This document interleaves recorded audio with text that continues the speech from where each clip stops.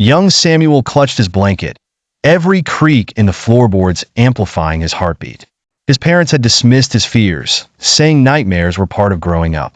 But Samuel knew better. His room grew cold, breath materializing in the air as the clock ticked past midnight. Lips trembling, he glanced toward the dark cavern beneath his bed, praying to see nothing. For weeks, he had been haunted by a sinister presence, an entity that lived just inches away under his mattress. Tonight was different.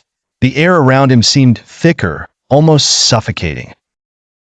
Samuel squeezed his eyes shut, but curiosity and dread forced them open again. Suddenly, a whisper, barely audible but chilling, reached his ears. "Samuel." A shiver ran down his spine. He peered over the edge of his bed. Two gleaming eyes stared back at him from the abyss below. The whisper grew louder, more insistent, repeating his name. Samuel wanted to scream, to call for his parents, but his voice failed him.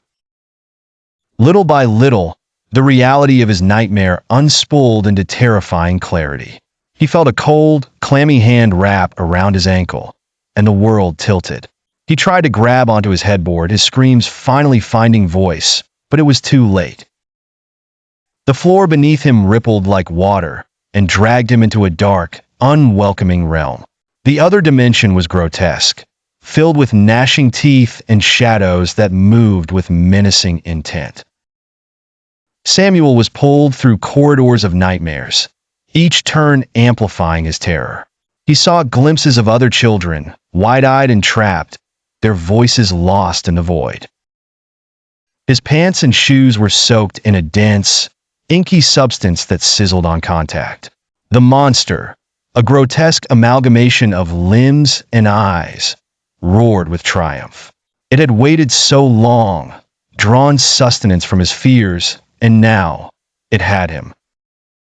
Samuel summoned every ounce of courage, remembering his father's words, "Face your fears, or be consumed by them." He knew there was no escape without a fight. With a primal scream, Samuel reached toward a shard of light breaking through the darkness. As he clawed through the shadows, they clung to him, whispering doubts and paralyzing fear. But the light grew stronger, peeling away the monstrous dimension's hold. With a gasp, Samuel found himself back in his room, lying on the floor, soaked in sweat. The first rays of dawn filtered through his window, banishing remnants of the horrific realm he'd just escaped. The gleaming eyes had vanished, but he knew they had not gone far. He crawled back into bed, pulling his blanket tight. The terror had passed for now, but he was forever changed. He had faced the monster under his bed and lived to see another day. Yet, deep inside, he knew one chilling truth. It was only a matter of time before it would come for him again.